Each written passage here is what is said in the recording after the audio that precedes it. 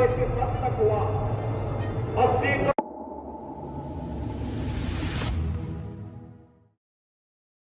मुख्यमंत्री योगी आदित्यनाथ एटा के रामलीला मैदान में पहुंचे। मुख्यमंत्री योगी आदित्यनाथ ने किया संबोधन। मुख्यमंत्री ने भारत माता की जय नारे के साथ मंच से बोलना शुरू किया। मुख्यमंत्री योगी आदित्यनाथ ने कहा कि सपा कांग्रेस कहती थी तारीख बताओ, हमने मंदिर भी बना दिया। कांग्रेस और इंडिया गठबंधन पर मुख्यमंत्री ने साधा निशाना। भाइयों बहनों, 2 चरणों के चुनाव संपन्न हुए। एक स्वर गूंज रहा है, एक बार फिर मोदी सरकार। सपा बसपा कांग्रेस के समय रंगदारी वसूली जाती थी, अब स्वनिधि योजना का लाभ दिया जा रहा है। सपा की सरकार में माफिया सरकार का संचालन करता था। आज जब पुलिस के सामने आता है तो पैंट गीली हो जाती है।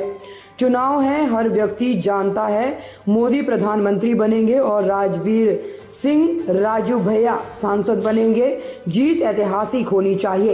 एटा से तिलकेंद्र मिश्रा की रिपोर्ट। बहनों भाइयों, गरीब कल्याणकारी योजनाओं का कार्य किस हद तक हुआ। 80 करोड़ गरीब राशन की सुविधा का लाभ प्राप्त कर रहे हैं। 60 करोड़ लोगों को आयुष्मान भारत की 5 लाख रुपए की सुविधा प्राप्त हो रही है। 50 करोड़ लोगों को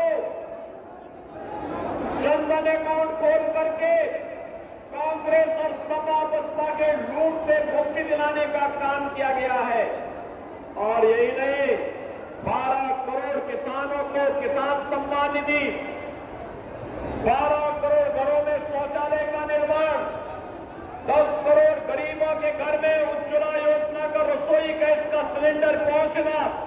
और हमने तो उत्तर प्रदेश में यह भी किया है कि हर उस उज्ज्वला योजना का कनेक्शनधारी को होली और दीपावली में फ्री में रसोई गैस के सिलेंडर भी उपलब्ध करवाने का काम करेंगे। 4 करोड़ गरीबों के घर में मकान बन गए। बहनों और भाइयों, इतना काम मोदी जी के नेतृत्व में। और मोदी जी ने कहा है अगले 5 वर्ष में 3 करोड़ अन्य लोगों को मकान देंगे। राशन की सुविधा 5 वर्ष तक लगातार जारी रहेगी। आयुष्मान भारत की सुविधा भी जारी रहेगी। मैं तो आपसे कहने के लिए आया हूं बहनों और भाइयों, कांग्रेस और सपा के गठबंधन से सावधान हो जाइए। कांग्रेस और सपा का गठबंधन 2 काम करने के लिए आया है।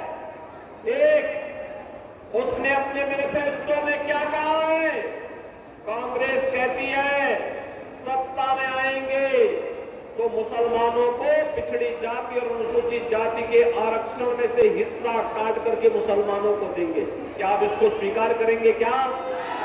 अरे तो बाबा साहब भीमराव अम्बेडकर के संविधान का अपमान है।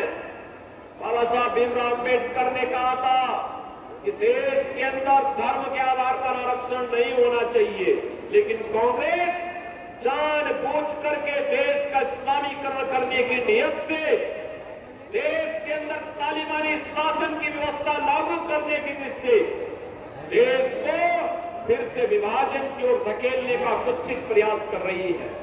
बहनों और भाइयों, एक तरफ यह आपके आरक्षण पर सेंध लगाने का काम कांग्रेस और सपा के लोग करेंगे और दूसरी तरफ ये क्या कहते हैं अल्पसंख्यकों को उनकी रुचि के अनुरूप खान पान की स्वतंत्रता देंगे। बहनों और भाइयों, मैं पूछना चाहता हूं, ऐसा कौन सा भोजन है अल्पसंख्यकों का जो बहुत। ताज़ा खबरों से जुड़े रहने के लिए हमारे चैनल को सब्सक्राइब करें और बेल आइकन को दबाना ना भूलें ताकि हर खबर की नोटिफिकेशन आपको मिलती रहे।